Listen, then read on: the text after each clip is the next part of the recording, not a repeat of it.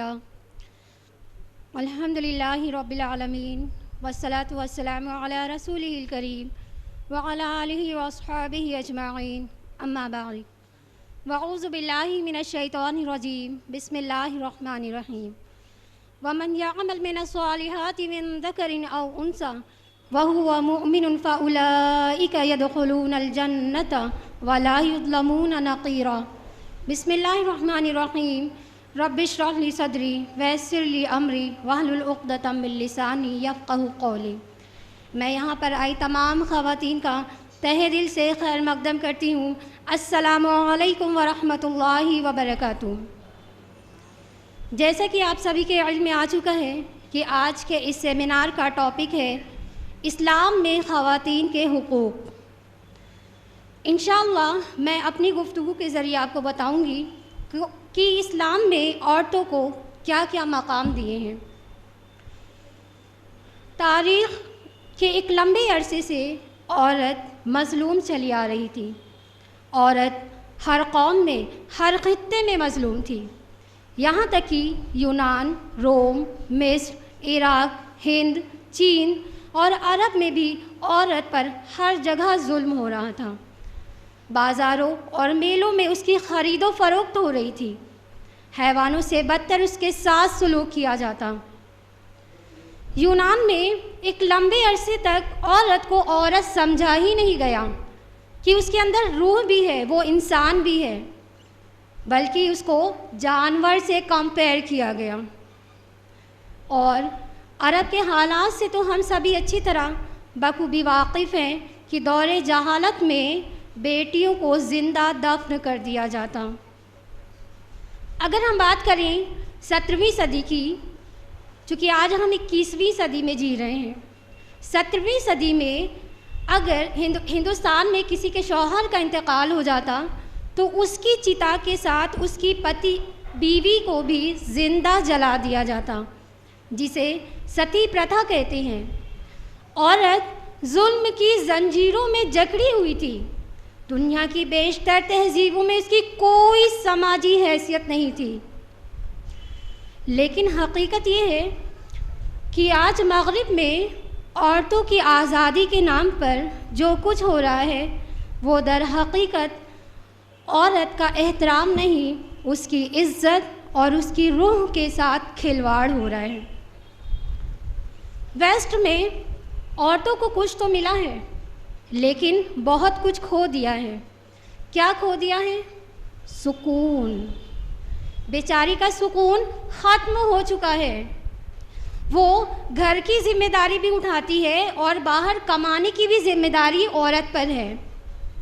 آپ دیکھیے اسلام میں جو کمانے کی ذمہ داری ڈالی ہے وہ مردوں پر ڈالی ہے، عورتوں پر نہیں ڈالی ہے۔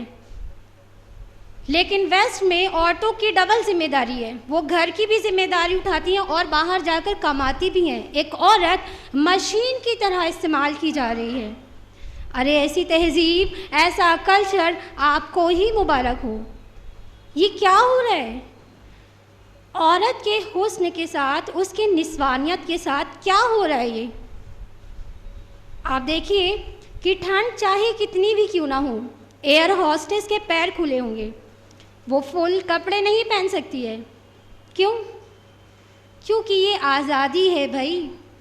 کیسی آزادی ہے یہ؟ تو ہم مسلم خواتین کو بھی رائے دینی چاہیے کہ بھائی جو کرکٹ کی ٹیم بنی ہوئی ہے، آدھے مرد آدھی عورتیں دونوں ساتھ میں کھیلیں۔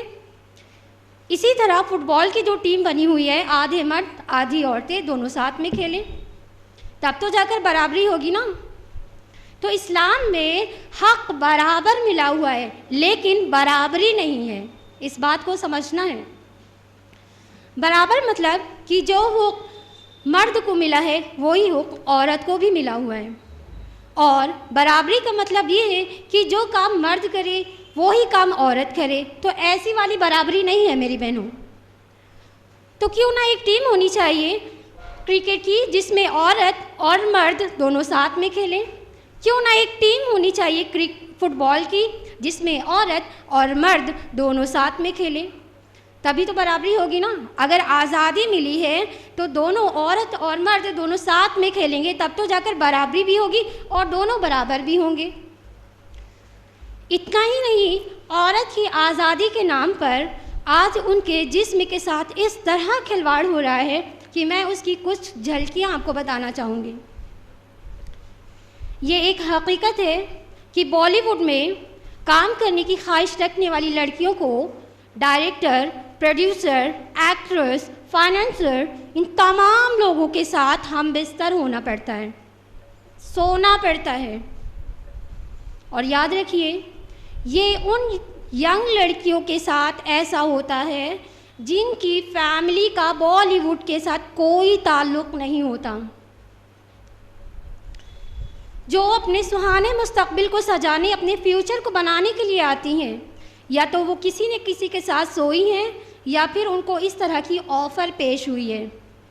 جتنی بھی نیو ایکٹرس ہوتی ہیں ان کے اور فلم بنانے والوں کے بیچ میں ایک خفیہ ڈیل سائن ہوتی ہے جسے کاسٹنگ کوچ کہتے ہیں. یہ ڈیل میڈیا سے بھی خفیہ رکھی جاتی ہے. اس ڈیل میں یہ طے کیا جاتا ہے کہ کون کس کس کے ساتھ سوئے گی، یعنی ہم بستر ہوگی. آج افسوس کے ساتھ کہنا پڑ رہا ہے کہ ہماری جو مسلم بہنیں بھی ہوتی ہیں ان کی خواہش کیا ہوتی ہے کہ مجھے تو ایشوریہ رائے بننا ہے، مجھے تو رانی مکھر کی طرح دکھنا ہے. اور ہماری مائیں جب اپنی بیٹوں کے لیے بہویں ڈھونڈنے نکلتی ہیں تو کہتی کیا ہیں، مجھے تو کیترینہ کیف ہی چاہیے، اس کی آنکھیں ایشوریہ رائے کی طرح ہونی چاہیے، اس کے ہونٹ مادھوری دکشت کی طرح ہونے چاہیے. آج لوگوں نے ان کو اپنا رول ماڈل، ان کو اپنا آئیڈیل سمجھ لیا، جن کی عزتیں پامال ہو چکی ہیں. آج مغرب معاشرہ مسلمانوں سے سوال کرتا ہے کہ مسلمانوں کو، یعنی مسلمان عورتوں کو ان کے رائٹس دیے جائیں.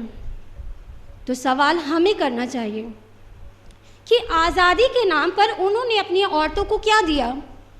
انہیں طوائف کے سطح پر لے آئیں جس سے مرد لطف اندوز ہوتے ہیں.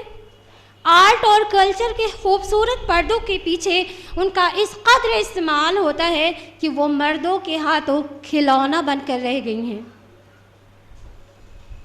کیا یہ آزادی دی ہے ویسٹ نے؟ اتنا ہی نہیں، آج عورتوں کو اتنی آزادی ملی ہے، اتنی آزادی ملی ہے کہ وہ برہنہ استعمال کی جاتی ہیں، ایک ٹرے کی طرح استعمال کی جا رہی ہیں. جی ہاں، میں چائنا اور جاپان کی بات کر رہی ہوں. چائنا اور جاپان میں کچھ ریسٹورنٹ ایسے ہیں جہاں پر عورتوں کا برہنہ استعمال ہوتا ہے.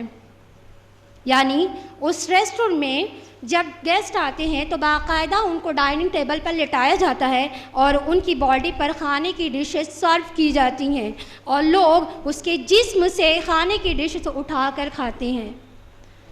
کچھ ریسٹورنٹ تو ایسے بھی ہیں جہاں پر مرد اور عورت دونوں ہی برہنہ جاتے ہیں. یعنی اس ریسٹورنٹ میں کوئی بھی شخص کپڑا پہن کر نہیں جا سکتا ہے، وہاں کی یہ شرط ہے. یعنی اگر کوئی جا سکتا ہے تو برہنہ جائے گا. پیون سے ویٹر سے مینجمنٹ تک تمام لوگ وہاں پر برہنہ ہوتے ہیں. علامہ اقبال نے ایک شعر باندھا ہے، زمانے کی جہالت کا عالم تو دیکھ اقبال، زمانے کی جہالت کا عالم تو دیکھ اقبال، قیمتی چادریں بے جان قبروں پہ اور زندہ عورتیں بے حجاب پھرتی ہیں. یہ آزادی اور یہ عزت دی ہے ویسٹ نے اپنی عورتوں کو. اور آج مسلم عورتوں کی آزادی کی بات کی جاتی ہے کہ مسلم عورتوں کو ان کے رائٹس ملنے چاہیے. حجاب میں رکھ کر ان کو آزادی نہیں دی جاتی ہے. کبھی حجاب کو لے کر مدعا بنایا جاتا ہے تو کبھی ٹرپل طلاق کو لے کر مدعا اٹھایا جاتا ہے کہ مسلم عورتوں پر ظلم ہو رہے ہیں، ان کو انصاف ملنا چاہیے.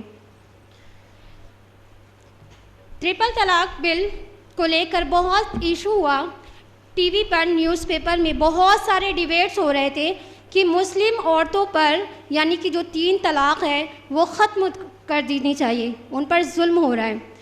اور ان کی یہ کوشش جو تھی ٹرپل طلاق بل کو پاس کرانے کی، اپنی اس کوشش میں وہ کامیاب بھی ہوئے. 26 جولائی 2019 میں ٹرپل طلاق بل کو لوک سبھا اور راجیہ سبھا دوارا پاس کرایا جاتا ہے. ووٹ کے یعنی کہ ٹرپل طلاق بل کے حق میں 99 ووٹ پڑتے ہیں اور اس کے اگینسٹ 84 ووٹ جاتے ہیں. یعنی جب یہ بل پاس ہو جاتا ہے تو اس میں یہ طے کیا گیا 1 2 3 طلاق مانی نہیں جائے گی، اور پلس اگر کوئی شخص طلاق دیتا ہے تو اس کو 3 سال کی سزا سنائی گئی، پنشمنٹ جیل میں ڈال دیا جائے گا اور اس پر جرمانہ بھی لگایا گیا. تو میں موجودہ حکومت سے کہنا چاہوں گی کہ انہوں نے جس طرح سے مسلم عورتوں کو ان کی تکلیفیں سمجھی، ان کو انصاف دلانے کی بات کہی، تو یہ کس طرح کا انصاف دلایا ہے انہوں نے؟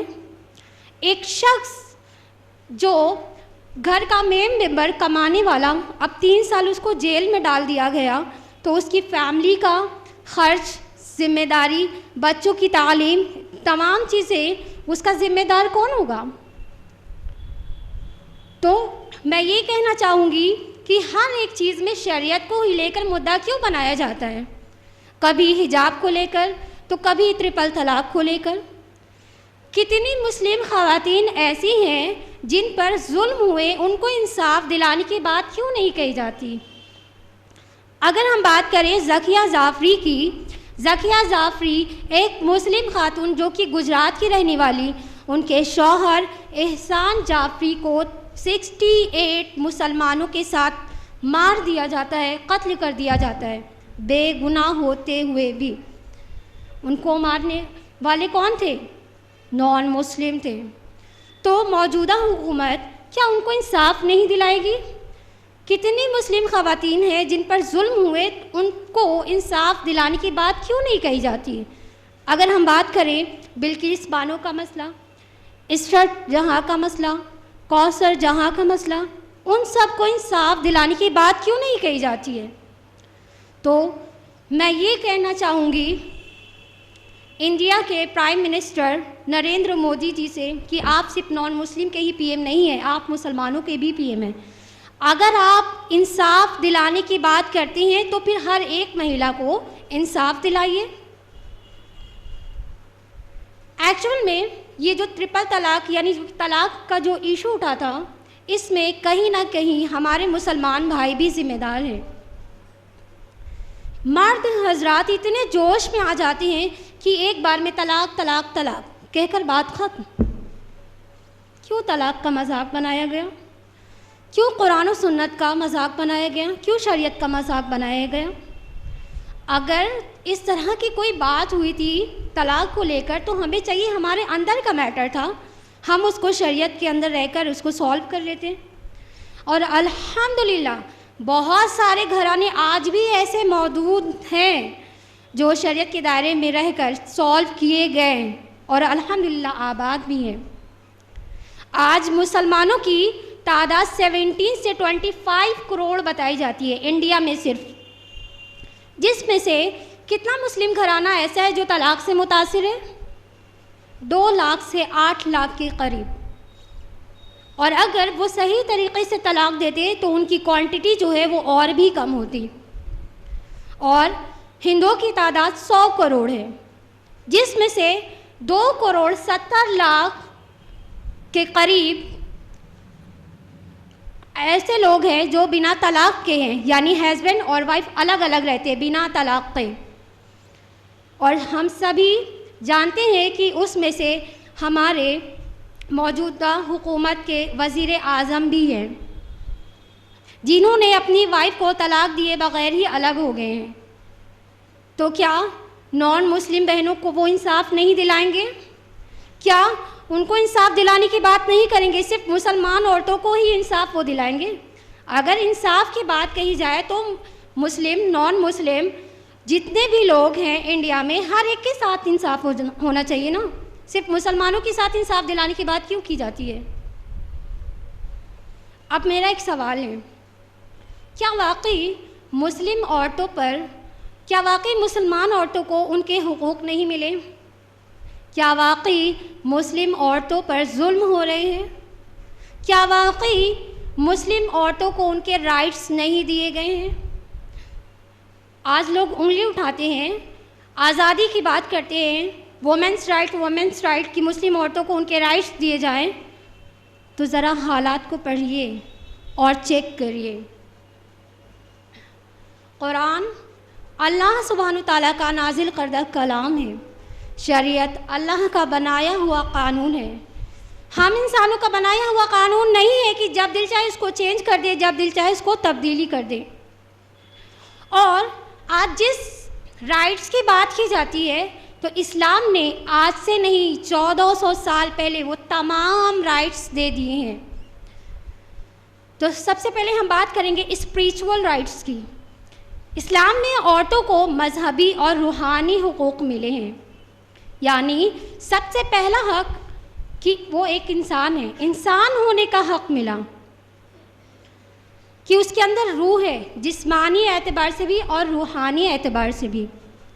جیسے کہ میں نے اپنے لیکچر کی شروعات میں بتایا کہ یونان میں تو عورت کو عورت سمجھا ہی نہیں گیا کہ اس کے اندر روح بھی ہے، وہ ایک انسان بھی ہے، اس کو جانور سے کمپیئر کیا گیا۔ تو اسلام نے حق دیا انسان ہونے کا، کہ ایک عورت انسان ہے، اس کے اندر روح ہے، جسمانی اعتبار سے بھی اور روحانی اعتبار سے بھی، اور عورت اور مرد دونوں کو برابر حقوق ملے ہیں۔ مثال کے طور پر کہ اگر ایک مرد توحید پر چلے گا تو ایک عورت بھی توحید پر چلے گی، ایک مرد اگر نماز قائم کرے گا تو ایک عورت بھی نماز قائم کرے گی۔ اب اس بات کو آپ اس کانٹیکسٹ میں سمجھیے کہ دنیا میں بہت سارے مذاہب میں عبادات جو ہوتی ہے وہ مردوں کے لیے ہوتی ہے، عورتوں کے لیے نہیں ہوتی۔ عورت جتنی بھی عبادت کرتی ہے وہ صرف اور صرف اپنے شوہر کے لیے کرتی ہے، وہ اپنے اجر اور ثواب کے لیے نہیں کر سکتی ہے۔ مینس کہ اگر وہ روزہ رکھتی ہے یعنی ورت رکھتی ہے تو کس کے لیے رکھتی ہے؟ پتی کی لمبی عمر کے لیے۔ اور اگر وہ دان کرتی ہے تو کس کو فائدہ ہوتا ہے؟ شوہر کے بزنس میں، ہے نا، اس کے بزنس میں ترقی ہوگی، اضافہ ہوگا۔ تو مطلب عورت اگر کوئی بھی عبادت کرتی ہے تو یا تو اس کو شوہر کو فائدہ ہوگا یا پھر اس کے بیٹے کو، لیکن اس کو نہیں ہو سکتا۔ تو اسلام نے حق دیا عورت اور مرد دونوں کو کہ اگر دونوں توحید پر ہیں، دونوں نماز قائم کرتے ہیں تو دونوں جنت میں جائیں گے۔ اللہ سبحانہ تعالیٰ نے فرمایا سورہ نحل سورہ نمبر 16 آیت نمبر 97 میں، من عمل صالحا من ذکر او انثى وهو مؤمن فلنحيينه حیاتا طیبات ولنجزینہم اجرہم باحسن ما كانوا یعملون۔ بے شک جو بھی نیک عمل کرے گا، چاہے وہ مرد ہو یا عورت ہو، بشرطے کہ وہ مومن ہو، تو ہم دنیا کی زندگی میں بھی ان کو پاکیزہ زندگی عطا کریں گے، اور آخرت میں بھی ان کے اعمال کا بہترین اجر دیں گے۔ سیم ایسی ہی آیت اللہ سبحانہ تعالیٰ نے سورہ نساء میں فرمائی، سورہ نساء سورہ نمبر 4 آیت نمبر 124 میں، جس آیت سے میں نے اپنی گفتگو کی شروعات کی۔ اللہ سبحانہ تعالیٰ نے فرمایا وَمَنْ يَعْمَلْ مِنَ الصَّالِحَاتِ مِنْ ذَكَرٍ أَوْ أُنثَىٰ وَهُوَ مُؤْمِنٌ فَأُولَٰئِكَ يَدْخُلُونَ الْجَنَّةَ وَلَا يُظْلَمُونَ نَقِيرًا، کہ بے شک جو شخص نیک عمل کرے گا، چاہے وہ مرد ہو یا عورت ہو، بشرطے کہ وہ مومن ہو، تو ہم ان کو جنت میں داخل کریں گے اور ان کے ساتھ ذرا بھی حق تلفی نہیں ہوگی۔ تو آپ دیکھ رہے ہیں کس طرح سے اسلام میں عورت اور مرد دونوں کو برابر حقوق ملے ہیں۔ یعنی یہ نہیں کہا گیا کہ اب جنت میں جو ہے صرف اور صرف مرد جائے گا، یہ نہیں کہا گیا، یعنی دونوں نیک عمل کریں گے، دونوں جنت میں جائیں گے۔ اگر عورت عبادت کرتی ہے، نیک عمل کرتی ہے، تو اس کی عبادات جو ہے وہ مرد کو ٹرانسفر نہیں ہوگی، وہ اس کو ہی ملے گی۔ تو اسلام نے عورت کو مذہبی اور روحانی حقوق دیے ہیں۔ اور ایک بات یاد رکھیے گا، انسان عورت اور مرد دونوں سے مل کر بنا ہوا ہے، اللہ سبحانہ تعالیٰ نے فرمایا سورہ حجرات سورہ نمبر 49 آیت نمبر 13 میں، یا ایھا الناس انا خلقناکم من ذکر و انثی، اے لوگو ہم نے تم سب کو ایک مرد اور ایک عورت سے پیدا کیا۔ اب کوئی یہ نہیں کہہ سکتا کہ میں صرف مرد سے پیدا کیا گیا ہوں، یا پھر کوئی یہ نہیں کہہ سکتی کہ میں صرف عورت سے پیدا کی گئی ہوں۔ کہہ سکتا ہے کیا کوئی؟ نہیں۔ جب تک کہ عورت نہیں ملے گی، لاکھ کوئی کوشش کر لے، کچھ بھی پیدا نہیں ہو سکتا ہے۔ اگر انسان پورا کا پورا بنا ہے تو وہ عورت اور مرد دونوں سے مل کر بنا ہوا ہے۔ جان ہے تبھی تو جہان ہے، تبھی تو آگے کی جنریشن چل رہی ہے۔ اللہ سبحانہ تعالیٰ نے عورت کو اصلی کھیتی کہا، فرمایا سورہ نساء سورہ نمبر 4 آیت نمبر 1 میں، یا ایھا الناس اتقوا ربکم الذی خلقکم من نفس واحدہ وخلق منہا زوجہا وبث منہما رجالا کثیرا ونساء، اے لوگو اپنے رب سے ڈرو جس نے تم کو ایک جان سے پیدا کیا اور اسی جان سے مرد عورت دنیا میں پھیلا دیے۔ تو آپ دیکھ رہے ہیں کس طرح سے مقام اللہ سبحانہ تعالیٰ نے عورت کو دیا، کہ جہاں جہاں پر قرآن میں مرد کا ذکر آیا وہاں پر عورت کا بھی ذکر آیا ہے نا۔ تو یہ مرتبہ اللہ سبحانہ تعالیٰ نے عورت کو دیا ہے۔ اب میری ایک بات پر غور کیجیے گا، کیا کسی نے پورے قرآن میں مردوں کی کوئی سورہ پڑھی ہے؟ سورۃ الرجال نام کی کوئی سورہ ہے قرآن میں؟ پڑھی ہے کسی نے؟ نہیں پڑھی ہے۔ لیکن پورے قرآن میں واحد ایک سورہ ہے سورۃ النساء، عورتوں کے نام کی سورہ۔ تو کتنا بڑا مقام دیا اللہ سبحانہ تعالیٰ نے، عورت کے نام کی ایک سورہ قرآن میں ہے۔ کیا کسی نے پورے قرآن میں سورۃ النکاح پڑھی ہے کہ نکاح کیسے کرنا ہے؟ پڑھی ہے کسی نے؟ نہیں پڑھی۔ لیکن پورے قرآن میں ایک سورہ ہے سورۃ الطلاق، کہ طلاق کیسے دینا ہے۔ اللہ تعالیٰ نے فرمایا سورہ بقرہ سورہ نمبر 2 آیت نمبر 229 میں، کہ یعنی اگر عورت اور یعنی شوہر اور بیوی کے درمیان نہیں بن رہی ہے، تو اگر مرد کو حکم ملا طلاق کا تو وہیں عورت کو بھی رائٹ ملا ہے خلا کا۔ دونوں کو برابر ایکول رائٹس ملے نا، کہ اگر مرد طلاق دے سکتا ہے تو عورت بھی کھلا لے سکتی ہے۔ تو کس طرح سے اسلام نے ایکول یعنی کہ برابر رائٹس دیے ہیں عورت اور مرد دونوں کو۔ اور اگر ہم بات کریں اکانومک رائٹس کی، اسلام نے عورتوں کو معاشی حقوق بھی دیے ہیں۔ وہ اس اعتبار سے کہ اگر ایک بالغ عورت کسی چیز کی مالک ہے تو وہ اس کی اونر بن سکتی ہے، مالک ہو سکتی ہے، بزنس کر سکتی ہے، چیزوں کو خرید سکتی ہے، بیچ سکتی ہے، اپنے فیصلے کی بنیاد یعنی اپنا ڈیسیزن خود لے سکتی ہے۔ اب اس بات کو ہم اس طرح سے سمجھتے ہیں کہ سن 1817 عیسوی میں برطانیہ میں برٹش، جس کا قانون دنیا میں آج بھی بہت زیادہ مشہور ہے اور دنیا کے کئی ممالک میں ان کا قانون لیا جاتا ہے، تو 1817 عیسوی میں برٹش نے اپنی عورتوں کو یہ رائٹ دیا کہ وہ بزنس کر سکتی ہیں، چیزوں کو خرید سکتی ہیں، بیچ سکتی ہیں، جبکہ اسلام نے آج سے نہیں، 1817 سے نہیں، 1400 سال پہلے ہی وہ رائٹ دے دیا۔ اور اس کی بہت بڑی مثال ہے حضرت خدیجہ رضی اللہ عنہ۔ حضرت خدیجہ رضی اللہ عنہ بزنس لیڈی تھیں، اپنے بزنس یعنی وہ خود کرتی تھی، مالک تھی، اونر تھیں اپنے بزنس کی، بہت بڑا بزنس تھا ان کا۔ اللہ کے رسول صلی اللہ علیہ وسلم ان کے بزنس کو چلایا کرتے تھے۔ تو یہ ہم مسلم خواتین کے لیے آئیڈیل ہیں خدیجہ رضی اللہ عنہ، کس طرح سے اللہ کے خدیجہ رضی اللہ عنہ نے اپنے بزنس کو چلایا۔ اور آج ہم دیکھتے ہیں کہ دنیا کے کئی سارے مذہب میں عورت جو ہے وہ مالک بن ہی نہیں سکتی ہے، یا تو اس کا شوہر مالک ہوگا یا اس کا والد یا پھر اس کا بیٹا، اور اگر کوئی نہیں ہے تو کوئی نہ کوئی مرد ہی ہوگا جس سے وہ فیصلے لے گی، ڈیسیزن لے گی، لیکن اپنے فیصلے اپنی ڈیسیزن وہ خود سے نہیں لے سکتی ہے۔ تو اسلام نے یہ حق دیا ہے عورت کو یہ رائٹس دیا کہ وہ بزنس کر سکتی ہے، چیزوں کو خرید سکتی ہے، بیچ سکتی ہے، صدقہ کرے یا لین دین کرے یا اس کی سیونگ کرے، یہ اس کا معاملہ ہے۔ تو اسلام نے مکمل طور پر اکانومک رائٹس دیا ہے خواتین کو۔ اسلام میں اگر ہم دیکھیں کہ ہمارے معاشرے میں بہت سارے ایسے پیشے ہیں جس کو خواتین اختیار کر سکتی ہیں، یعنی ڈاکٹرس بن سکتی ہیں، نرس بن سکتی ہیں، ٹیچرس بن سکتی ہیں، ہاں، لیکن اگر ایک عورت میرڈ ہے، اس کے شوہر کی پرمیشن ہے تو وہ جاب کر سکتی ہے، نو پرابلم۔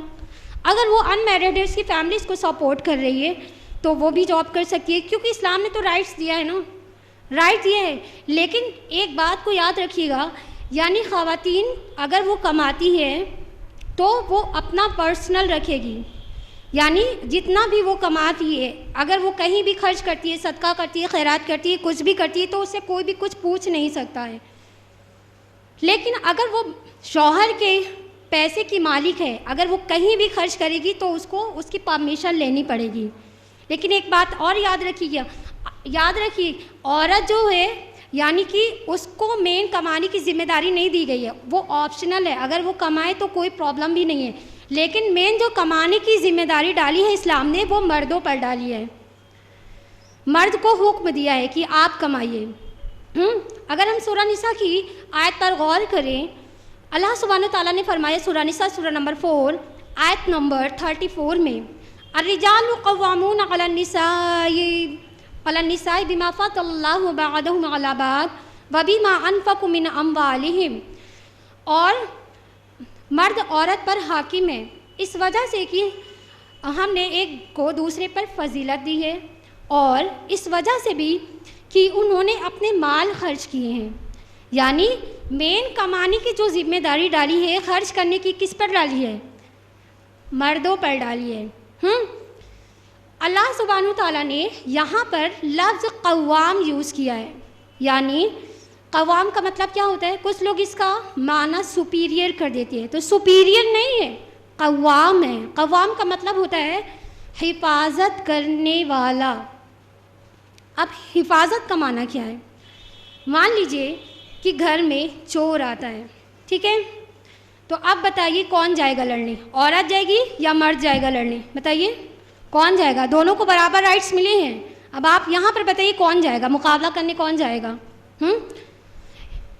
مان لیجیے ایک شوہر اپنی بیوی کو بھیجتا ہے کہ جاؤ تم اس کا مقابلہ کر کے آؤ، میں یہیں پر بیٹھا ہوں۔ لیکن ایک عقل مند جو شخص ہوگا نا، وہ کیا کہے گا؟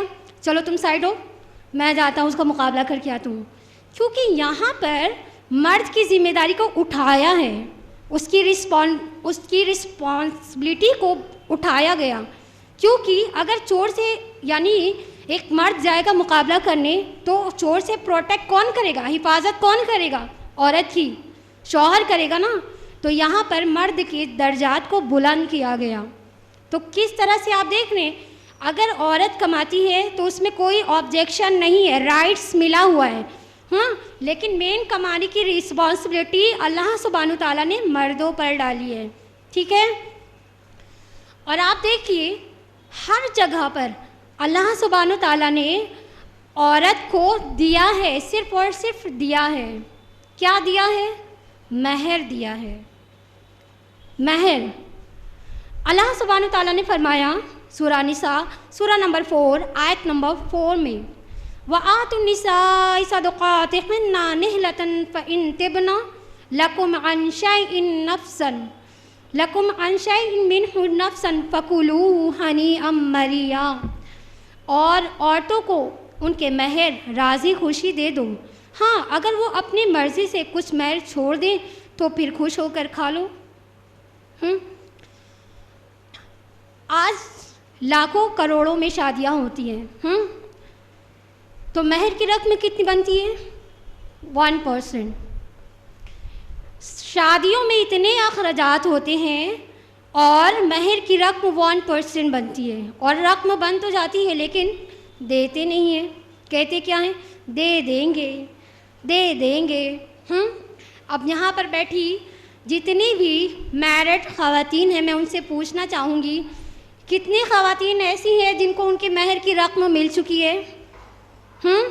بتائیے جلدی سے، کتنی خواتین ایسی ہیں جن کو ان کی مہر کی رقم ادا ہو چکی ہے، بس مشکل سے کچھ ہی لوگ دیکھ رہے ہیں.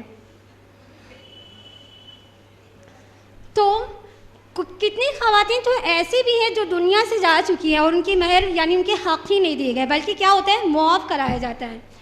تو معاف کرانا یعنی کہ عورت اگر حیات میں ہے تو اگر کہا گیا عورت اگر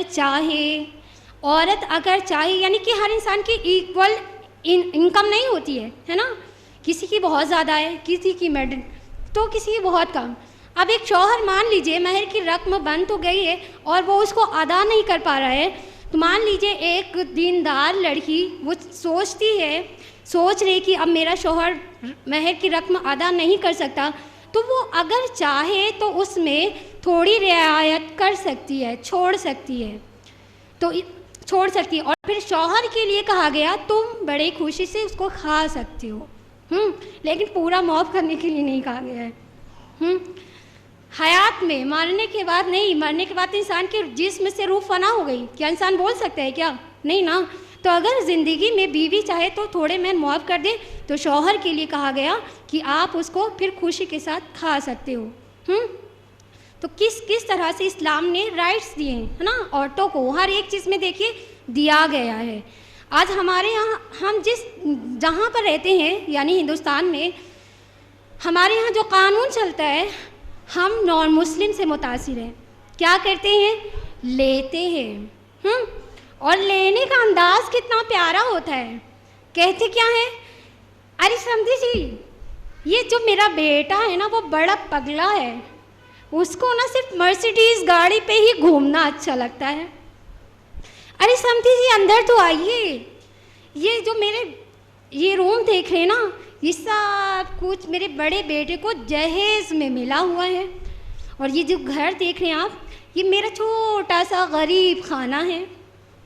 اچھا خاصا محل بنا ہوا ہے، اب اس کو بولتے ہیں کہ غریب خانہ ہے، پھر جھوپڑی کو تو امیر خانہ بولنا پڑے گا نا.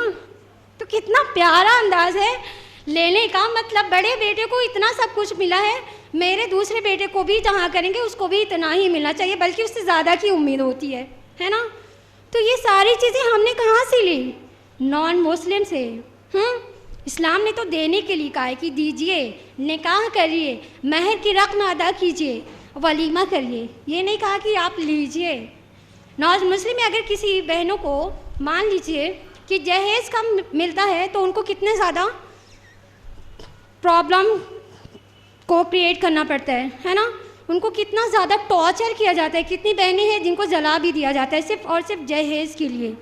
میں نے ایک ویڈیو دیکھا تھا 20 اپریل 2019 میں، ایک ویڈیو وائرل ہوا جس میں 2 مرد یعنی ایک شوہر تھا، ایک سسر تھے، اور 2 عورت، ایک بہو اور ایک ساس تھی.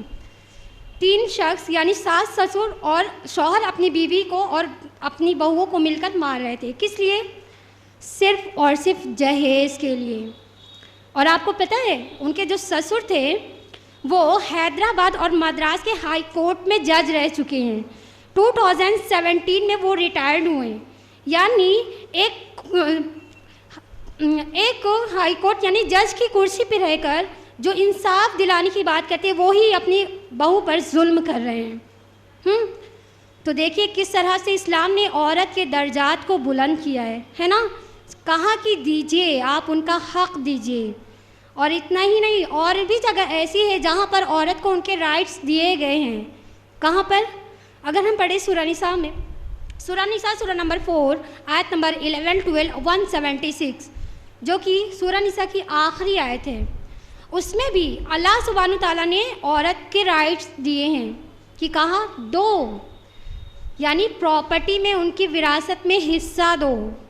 کچھ ہمارے یہاں بڑے پڑھے لکھے بھائی بھی ہوتے ہیں تو وہ کیا کرتے ہیں، بہنوں کا حق نہیں دیتے ہیں. یعنی ماں باپ کا اگر انتقال ہو جاتا ہے تو کیا کرتے ہیں، بہنیں مانگتی رہتی ہیں تو ان کے مال کو، ان کی پراپرٹی جو وراثت میں حصہ ملا اس کو بھی نہیں دیتے، ہڑپ کر لیتے ہیں. لیکن وہ روز آخرت اس کے جواب دہ ہوں گے. تو اسلام نے کہا دو. کس طرح سے؟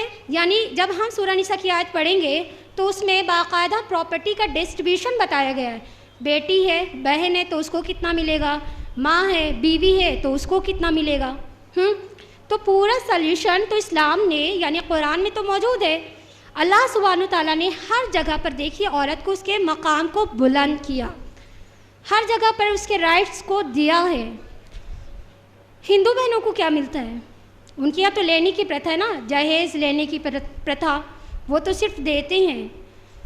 ان کے یہاں اگر ملتا بھی ہے تو بڑے بھائی کو ہی سب کچھ پہلے ملتا تھا, چھوٹے بھائی کو وہ بھی نہیں ملتا تھا. اب ذرا قانون میں کچھ چینجنگ ہو گئی ہے تو ان کو ملنے لگا, لیکن اسلام میں تو 1400 سال پہلے ہی وہ تمام رائٹس دے دیے عورت کو. اگر ہم بات کریں سوشل رائٹ کی کہ اب وہاں پر ایک عورت کی ایک ماں کے درجے کو بنسبت باپ کے 3 گنا زیادہ بڑھایا گیا, 3 گنا زیادہ. کیا کبھی والد نے یعنی کہ ابا نے کسی اپنی بیٹی سے یہ شکایت کی کہ بیٹی ماں کی خدمت زیادہ کرنا, ان کا خیال زیادہ رکھنا, ان کا مرتبہ زیادہ ہے؟ کی کبھی شکایت نہیں کی.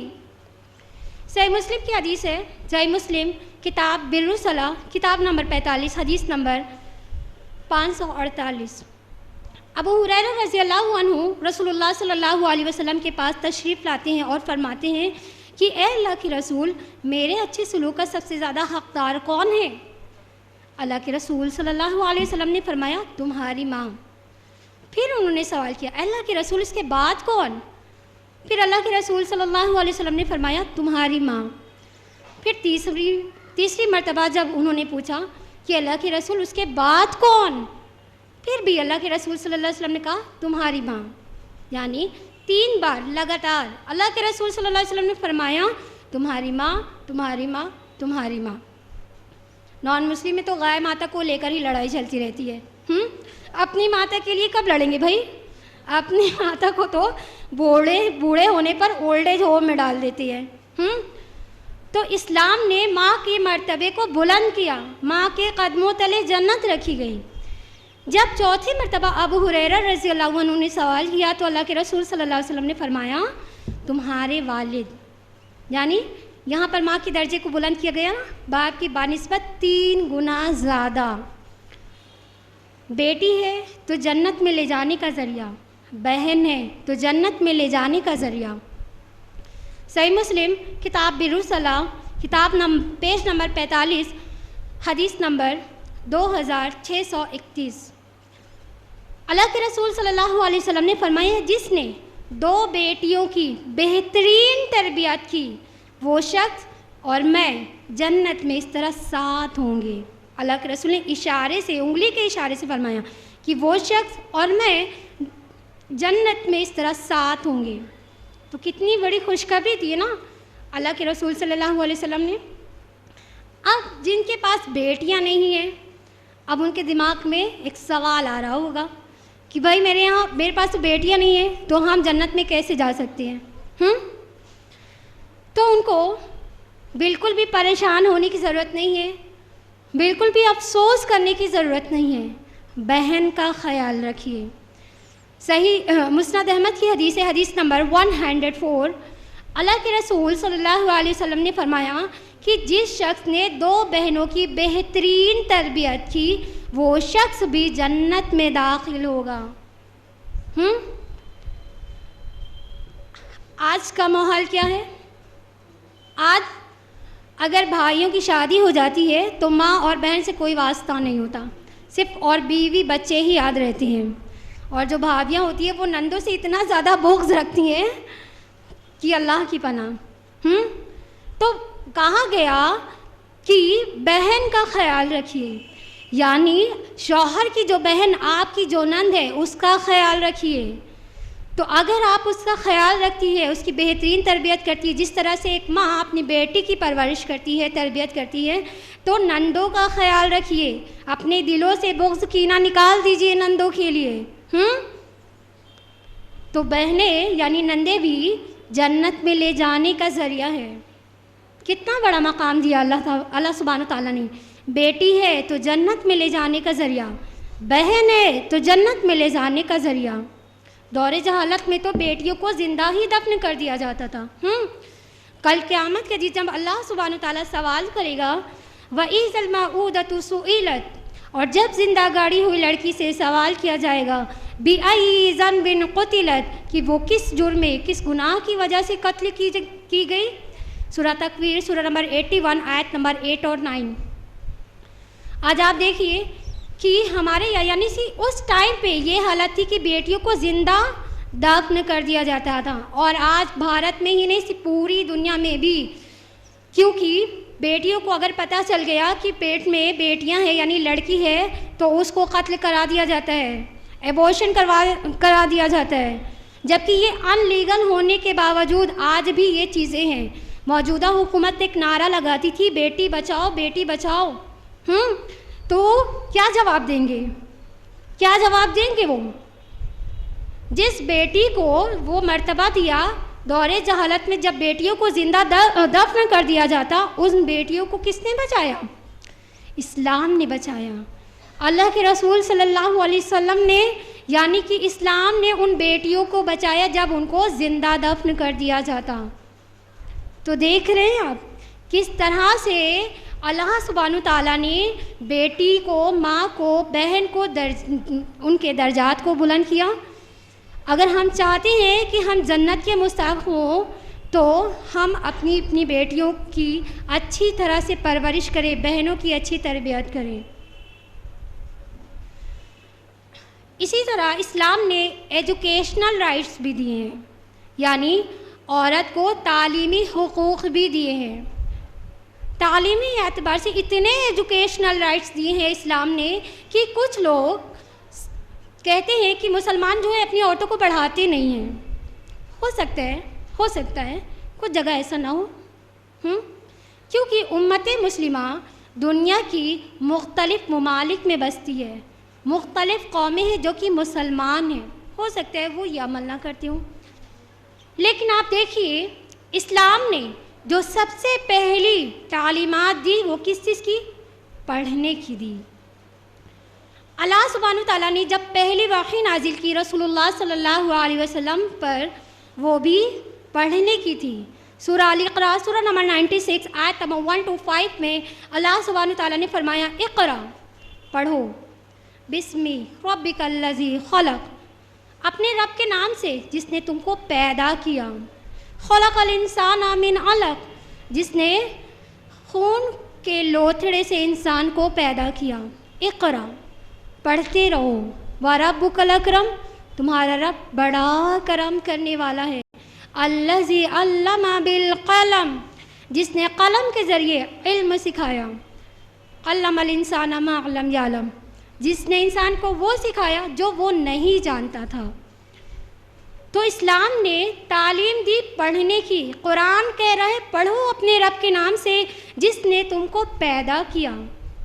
جو قوم جو مذہب پڑھنے کی تعلیم دیتا ہو وہ قوم جاہل کیسے ہو سکتی ہے؟ اگر ہم حدیث کا مطالعہ کریں، اللہ کے رسول صلی اللہ علیہ وسلم کی حدیث ہے سنن ابن ماجہ والیوم 1 باب نمبر 17 حدیث نمبر 224.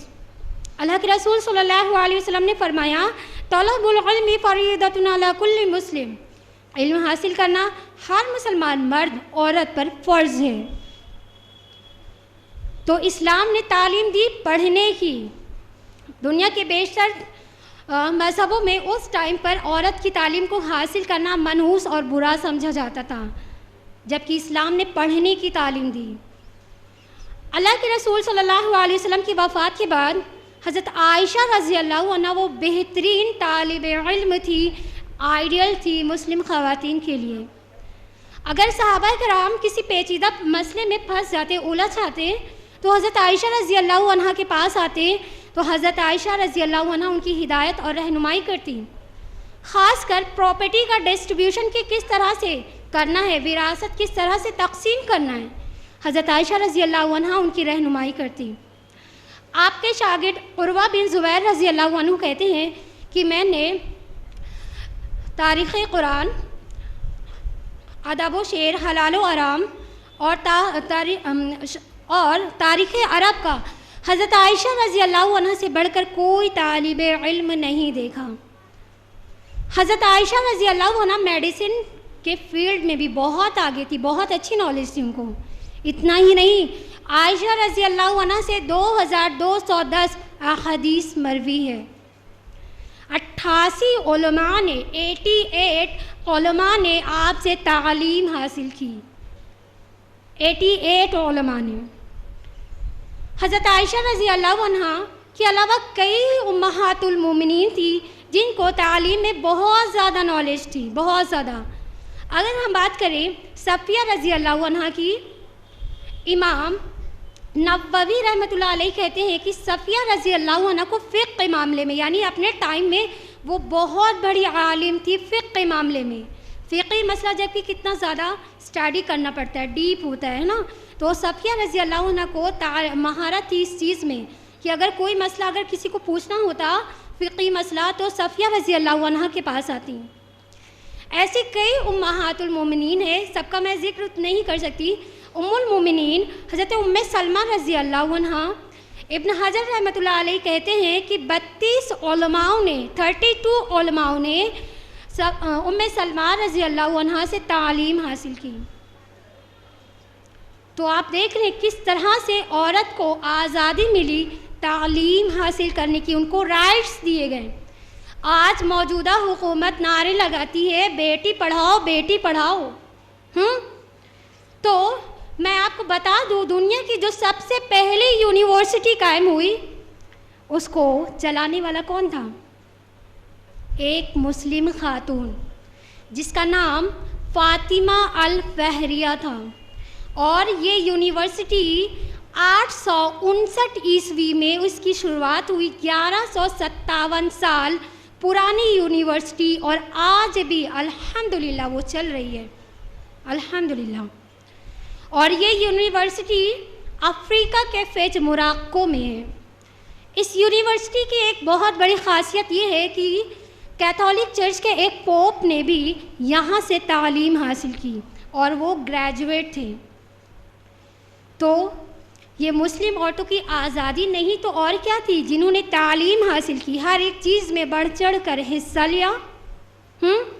آج مسلم خواتین ہر ایک فیلڈ میں آگے. آپ دیکھیے حجاب میں رہ کر مسلم خواتین تعلیم حاصل کر رہی ہیں، ڈاکٹرز، انجینئر، پائلٹ، جج تک بن چکی ہیں. 7-8 مہینہ پہلے کی بات ہے، ایک مسلم خاتون جس کا نام رانا اسلم تھا. رانا اسلم نے فیض آباد یونیورسٹی سے BBS کانوکیشن میں انہوں نے گولڈ میڈل حاصل کیے. اور میں آپ کو بتا دوں 1-2 نہیں، پورے 18 گولڈ میڈلز اس لڑکی کو پہنائے جاتے ہیں. اور یہ لڑکی لاہور کی رہنے والی 5 بھائی بہنوں میں سب سے بڑی، اور ماشاءاللہ پورے حجاب میں رہ کر انہوں نے یہ تعلیم حاصل کی اور گولڈ میڈلز اچیو کیے، الحمدللہ. تو آج لوگ کہتے ہیں کہ عورت یعنی اگر حجاب میں نکلتی تو اس کو بیکورڈ کہا جاتا ہے، اس کی آزادی کی بات کی جاتی ہے. ابھی حال ہی میں 15 سپتمبر 2019 کو رانچی میں مارواڑی کالج میں گریجویٹ سیریمنی تھی، جس میں اوور آل بیسٹ گریجویٹ کا میڈل دینے کے لیے ایک مسلم لڑکی کا نام پکارا گیا اور اس لڑکی کا نام تھا نشاط فاطمہ. مگر افسوس کے ساتھ کہنا پڑ رہا ہے کہ اس لڑکی یعنی نشاط فاطمہ کو منچ پر جانے سے روک دیا جاتا ہے. کیوں روک دیا جاتا ہے؟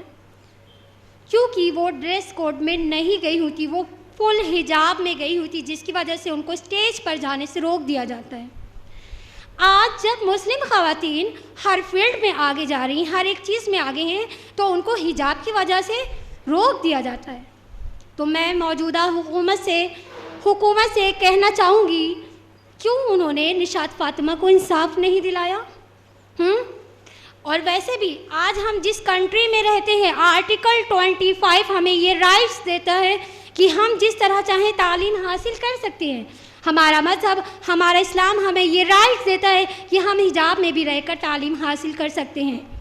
تو حجاب ہرگز رکاوٹ نہیں ہے کامیابی میں، حجاب ہرگز روڑا نہیں ہے ترقی میں. ایک مسلم لڑکی 29 جولائی 2019 میں یو پی مظفر نگر کی رہنے والی ایک مسلم لڑکی جس کا نام زینت پروین تھا، انہوں نے جج کی ڈگری حاصل کی اور PCG میں ان کا سلیکشن ہوا اور الحمدللہ آج وہ جج بن چکی ہیں۔ تو آپ دیکھ رہے ہیں کس طرح سے مسلم خواتین ہر ایک فیلڈ میں آگے جا رہی ہیں اور باقاعدہ حجاب کو مینٹین رکھتے ہوئے تعلیم حاصل کر رہی ہیں، ترقی یافتہ ہو رہی ہیں۔ تو جو بہنیں یہ سوچتی ہیں کہ حجاب ان کے کامیابی پہ رکاوٹ بنتا ہے، تو یہ ان کے لیے بہترین مثالیں ہیں۔ حجاب ہرگز بھی روڑا نہیں ہے کامیابی میں، ہرگز روڑا نہیں ہے کامیابی میں۔ ایک آخری پوائنٹ بول کر میں اپنی بات کو ختم کروں گی کہ عورتوں کو گواہی میں بھی حق ملا ہوا ہے۔ کچھ لوگ کہتے ہیں کہ مرد کی گواہی اور عورت کی گواہی یہ کیا ہے؟ تو بھیا ہر جگہ پر ایسا نہیں ہے، کچھ جگہ ایسا ہے کہ وہاں پر عورت اور مرد دونوں کی گواہی لی گئی ہے۔ پورے قرآن میں ایک آیت ہے جو پورے ایک صفحہ کی یعنی ایک پیج کی ہے، اور وہ کون سی آیت ہے؟ وہ ہے مالی لین دین کی۔ یعنی اگر آپ کسی سے کوئی مالی لین دین کرتے ہیں تو اس میں لکھا پڑھی نہیں کرتے، گواہ نہیں بناتے، تو کیا ہوتا ہے کہ جھگڑا ہوتا ہے، فساد ہوتا ہے، کتنوں کا مرڈر ہو جاتا ہے۔ تو اسی لیے قرآن نے حکم دیا گیا کہ اگر آپ کوئی مالی لین دین کرتے ہیں، سورہ بقرہ سورہ نمبر 2 آیت نمبر 282 میں اللہ سبحانہ وتعالیٰ نے فرمایا کہ اگر آپ کوئی مالی لین دین کرتے ہیں تو ایک مرد اور 2 عورت کو گواہ بنائیے۔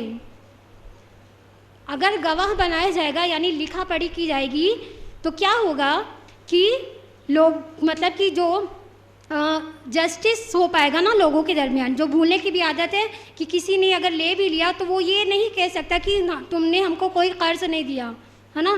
تو عورت کو بھی یہاں پر شامل کیا گیا، اس کے درجات کو اور بلند کیا گیا۔ کیا کوئی اور مذہب ہے جہاں پر عورتوں کی گواہی لی جاتی ہو؟ اسلام نے حق دیا عورت کو گواہی کا بھی۔ ایک جگہ ایسی ہے جہاں پر صرف اور صرف عورتوں کی گواہی ہے، صرف اور صرف عورتوں کی گواہی مانی گئی ہے۔ وہ کون سی جگہ ہے؟ صحیح بخاری کی حدیث ہے، صحیح بخاری کتاب النکاح، کتاب نمبر 67، حدیث نمبر 5104۔ عقبہ بن حارث رضی اللہ عنہ رسول اللہ صلی اللہ علیہ وسلم کے پاس تشریف فرماتے ہیں، عقبہ بن حارث رضی اللہ عنہ فرماتے ہیں کہ رسول اللہ صلی اللہ علیہ وسلم کے پاس ایک کالی کلوٹی عورت آتی ہے اور وہ کہتی ہے کہ اے اللہ کے رسول، وہ شخص جس سے شادی کرنا چاہتا ہے میں نے اس کو بھی دودھ پلایا، اور میں نے اس کو بھی، اور جس شخص سے وہ نکاح کرنا چاہتا ہے میں نے اس کو بھی دودھ پلایا ہے، اور اس وجہ سے دونوں آپس میں بھائی بہن ہو گئے، جس کی وجہ سے نکاح نہیں ہو سکتا۔ تو پھر عقبہ بن حارث رضی اللہ عنہ رسول اللہ صلی اللہ علیہ وسلم کے پاس تشریف لاتے ہیں اور کہتے ہیں کہ اے اللہ کے رسول، وہ عورت جھوٹی تھی۔ جیسے ہی انہوں نے جھوٹا لفظ استعمال کیا تو اللہ کے رسول صلی اللہ علیہ وسلم نے اپنے چہرے مبارک کو پھیر لیا اور کہا کہ تم یہ کیسے کہہ سکتے ہو کہ وہ عورت جھوٹی ہے؟ تو پھر عقبہ بن حارث رضی اللہ عنہ سامنے کی طرف سے آتے ہیں، یعنی اللہ کے رسول نے اپنے چہرے کو پھیر لیا، پھر سامنے کی طرف سے آتے ہیں اور کہتے ہیں کہ تم یہ کیسے کہہ سکتے ہو کہ وہ عورت جھوٹی ہے جبکہ اس نے تم دونوں کو دودھ پلایا ہے؟ تو کیا رسول اللہ صلی اللہ علیہ وسلم نے اس عقبہ بن حارث کی گواہی مان لی تھی؟ نہیں مانی، وہاں پر صرف عورت کی ہی گواہی مانی گئی۔ اسی طرح ایک واقعہ پیش آیا، مہر کو لے کر پرابلم چل رہی تھی۔ حضرت عمر رضی اللہ عنہ کی دور خلافت تھی۔ کچھ صحابہ اور عمر رضی اللہ عنہ آپس میں گفتگو کر رہے تھے مہر کو لے کر کہ خواتین نے مہر کی ڈیمانڈ اتنی زیادہ بڑھا دی ہے جس کی وجہ سے نوجوانوں کو نکاح کرنے میں پرابلم ہو رہی ہے۔ تو حضرت عمر رضی اللہ عنہ نے کہا کیوں نہ ایسا کرے کہ مہر کی حد جو ہے رقم کو، یعنی کہ اس کی رقم کو ایک حد مطلب قائم کر دی جائے کہ لوگ اتنی ہی مہر باندھیں تاکہ نوجوانوں کو نکاح کرنے میں بھی آسانی ہو جائے۔ تو پیچھے سے ایک بوڑھی عورت اٹھتی ہے اور اس نے قرآن کی آیت تلاوت کی، سورہ نساء سورہ نمبر 4 آیت نمبر 20۔ اس نے پڑھا وَأَنْ أَرَدْتُمُ اسْتِبْدَالَ زَوْجٍ مَا كَانَ زَوْجٌ وَآتَيْتُمْ مِنْهَا قِنْطَارًا فَلَا تَأْخُذُوهُ نَفْسًا. اور اگر تم ایک بیوی کے علاوہ دوسری بیوی کرنے کا ارادہ رکھتے ہو تو اگر تم نے مال کا ڈھیر ہی کیوں نہ دیا ہو تم اس میں سے کچھ نہیں لے سکتے. تو اس عورت نے قرآن کی جب یہ آیت پڑھی تو انہوں نے کہا کہ جب قرآن یہ اجازت دیتا ہے، اللہ یہ اجازت دیتا ہے کہ عورت کو مال کا ڈھیر ہی کیوں نہ ملا ہو تم اس میں سے کچھ نہیں لے سکتے، تو عمر رضی اللہ عنہ کون ہوتے ہیں؟ مہر کی حد مقرر کرنے والے. تو حضرت عمر رضی اللہ عنہ اپنی بات سے رجوع کر لیتے ہیں اور کہتے ہیں کہ میں غلط تھا اور یہ عورت صحیح کہہ رہی ہے. تو دیکھ رہے ہیں آپ کس طرح سے عورت کے درجات کو بلند کیا. یعنی حق اگر کہیں پر غلط ہو رہا ہے تو آپ حق یعنی سچ بات بول سکتے ہیں، چاہے وہ کتنا بڑا پرائم منسٹر ہی کیوں نہ ہو. حضرت عمر رضی اللہ عنہ تو خلیفہ تھے جن کو اللہ کے رسول صلی اللہ علیہ وسلم نے دنیا میں جنت کی بشارت دی. ان کے سامنے ایک بوڑھی عورت نے سوال کر دیا. حق بات کسی کے سامنے بھی اگر ہو تو آپ بول سکتے ہیں، ہے نا. تو کس طرح سے اسلام نے عورتوں کو وہ تمام رائٹس دیے. آج لوگ بات کرتے ہیں یعنی جس رائٹس کی بات کرتے ہیں وومنس رائٹ مسلم عورتوں کو ان کے رائٹس دیے جائیں. صرف نعرے لگانے سے کچھ نہیں ہوتا ہے، حق دینا پڑتا ہے جو کہ اسلام نے دیا ہے. مرد عورت دونوں کو برابر حق دیے. کہیں پر مرد کی ذمہ داری کو اٹھایا گیا تو کہیں پر عورت کے درجات کو بلند کیا گیا. دونوں کو برابر حق دیے. آج سے نہیں 1400 سال پہلے وہ تمام رائٹس مسلم خواتین کو ملے ہیں. میں اپنی گفتگو قرآن کریم کی ایک آیت سے ختم کرنا چاہوں گی. اللہ سبحانہ وتعالیٰ نے فرمایا سورہ احزاب سورہ نمبر 33 آیت نمبر 35 میں ان المسلمین والمسلمات، بے شک مسلمان مرد اور مسلمان عورتیں، والمؤمنین والمؤمنات اور مومن مرد اور مومن عورتیں، والخاشعین والقانتین والقانتات اور فرما برداری کرنے والے مرد اور فرما بردار عورتیں، والصادقین والصادقات اور راست باز مرد اور راست باز عورتیں،